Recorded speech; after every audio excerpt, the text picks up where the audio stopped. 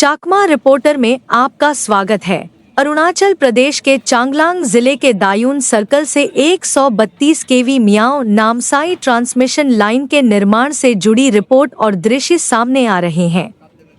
यह परियोजना power grid द्वारा बनाई जा रही है। प्रभावित परिवारों का कहना है कि बिना किसी वैध मुआवजे के काम किया जा रहा है, जो गुवाहाटी हाई कोर्ट के आदेश का खुला उल्लंघन है। यह उल्लेख करना जरूरी है कि दायून और धर्मापुर गांव के प्रभावित परिवारों ने रिट पिटिशन सिविल नंबर 202/2025 के तहत गुवाहाटी हाई कोर्ट की ईटानगर बेंच में एक याचिका दायर की है। इस याचिका में ट्रांसमिशन लाइन परियोजना से प्रभावित जमीन, पेड़ और संपत्तियों के लिए उचित मुआवजे की मांग की गई है। यह याचिका इसलिए दायर की गई क्योंकि पावर ग्रिड और राज्य सरकार ने प्रभावित परिवारों को मुआवजा देने से इनकार कर दिया था।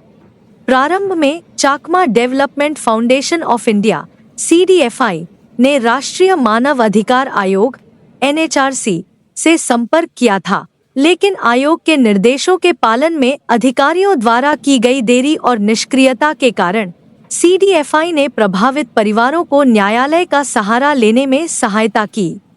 7 मई 2025 को गुवाहाटी हाई कोर्ट की ईटानगर बेंच ने यह स्पष्ट आदेश दिया कि प्रतिवादी अधिकारियों को संविधान के अनुच्छेद 300A संपत्ति का अधिकार, विद्युत अधिनियम 2003 और टेलीग्राफ अधिनियम 1885 के तहत याचिकाकर्ताओं को उनके अधिकार के अनुसार मुआवजा देना होगा।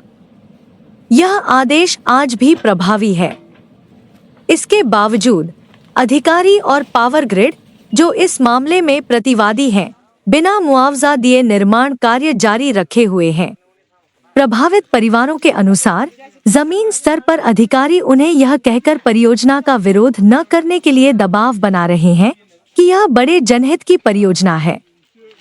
परिवारों का कहना है कि वे परियोजना के खिलाफ नहीं है, बल्कि उनकी केवल यही मांग है कि कानून के अनुसार पूरा मुआवजा दिया जाए, क्योंकि यह परियोजना सीधे उनकी आजीविका को प्रभावित कर रही है।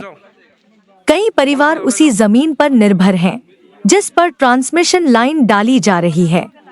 16 जनवरी 2026 को चांगलांग जिले के डेप्यूटी कमिश्नर, जो इस मामले में प्रतिवादी नंबर 2 हैं, ने एक आधिकारिक आदेश जारी कर दायून सर्कल के ज्योतिपुर 1, ज्योतिपुर 2 और अवोईपुर गांवों में ट्रांसमिशन लाइन का काम पूरा कराने के लिए प्रशासनिक और कानून व्यवस्था सहायता देने के निर्देश दिए। इस आदेश में मार्च 2026 तक काम पूरा करने की बात भी कही गई है। इस आदेश के बाद 1 फरवरी 2026 को अधिकारियों ने ज्योतिपुर 1 में प्रभावित परिवारों की जमीन पर प्रवेश किया और आज यानी 9 फरवरी 2026 को कार्य एजेंसी प्रतिवादी नंबर 4 के साथ सशस्त्र पुलिस और अर्धसैनिक बलों की मौजूदगी में अवोईपुर गांव में निर्माण कार्य शुरू कर दिया गया। यह सब तब किया गया जब मुआवजा नहीं दिया गया है और मामला अभी अदालत में लंबित है। ग्रामीणों का आरोप है कि इस कार्रवाई से उनकी संपत्तियों को भारी नुकसान हुआ है। सुपारी के पेड़, ताड़ के पेड़, बांस के झुरमुट, बाढ़ और अन्य आजीविका के साधन नष्ट कर दिए गए, लेकिन इसके बदले कोई मुआवजा नहीं दिया गया। इस पूरी कार्रवाई ने एक गंभीर सवाल खड़ा कर दिया है। चांगलांग के उपायुक्त, जिन्होंने 16 जनवरी का आदेश जारी कर मार्च 2026 की समय सीमा तय की, वहीं इस मामले में अदालत के सामने प्रतिवादी भी हैं। प्रभावित परिवार सवाल उठा रहे हैं कि कोई प्रतिवादी अधिकारी हाई कोर्ट के मौजूदा आदेश के रहते हुए ऐसा कैसे कर सकता है, खासकर जब अदालत ने साफ तौर पर मुआवजा देने का निर्देश दिया है। बिना मुआवजा दिए और अदालत के आदेश की अनदेखी करते हुए अपरिवर्तनीय निर्माण कार्य करना हाईकोर्ट की गरिमा और संविधान के अनुच्छेद 300A के तहत दिए गए संपत्ति के अधिकार को कमजोर करता है। बड़े जनहित का हवाला देकर क्या अधिकारी कानून से ऊपर हो सकते हैं?